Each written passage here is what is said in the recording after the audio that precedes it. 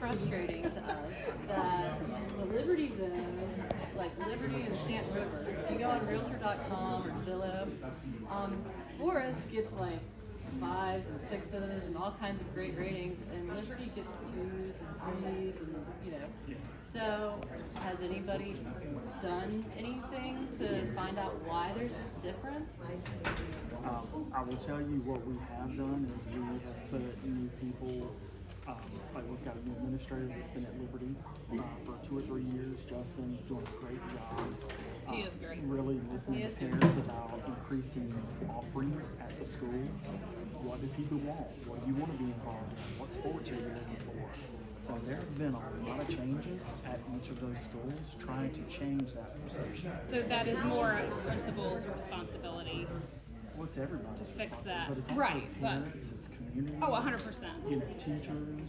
So, but you guys would not, you guys would say Justin is doing a great job with that because that, It's based on results and things that are happening. Right. Improvements. so that would not necessarily be something that the school board would get involved in trying to fix a systemic issue, that would be a principal's I'm not responsibility. saying we wouldn't be involved in it. We're certainly going to help fund things, Right. which we have done. Okay. One of the big things for Liberty campus and Stanford campus has been sidewalks and awnings. Yes. They want Do we have a appearance. timeline for that? Oh, that's a totally different subject. So, you know, it's money. Let's talk So about I guess that's one of the questions. So looking at the money piece of this, and you guys may have already touched on this, and I'm sorry. it. No, you're fine. That's the town hall experience. Okay. Not exactly what I was expecting, but it's cool. But so one of the questions I have is, as far as the funding is concerned, what percentage of tax dollars goes to each school system? It's based on students.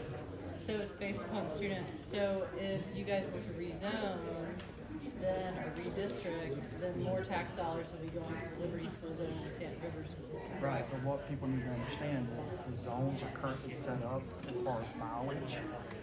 So if you look at the Liberty Zone, we currently have 289 square miles of Bedford County that comes to this school zone.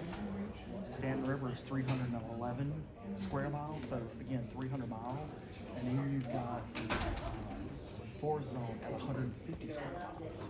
So are we going to continue to shrink that area and say, sorry, you got to now drive an hour to get to school every day? You know, you've got 300 miles and 150. So at what point do you say, we've got to have some growth in these two areas? And you start recruiting businesses and families to say, hey, we really want you to move to Zone or Stanford Zone. See, that's the problem with the Zillow and the Realtor.com that raise their schools is really crappy, because then nobody wants to move to those zones. So that's the issue. Sydney was a estimate of what it would cost to build on to move the whole Stewart's Farm School there, because it's a mile long, 1.3 miles long upscale. It wouldn't change.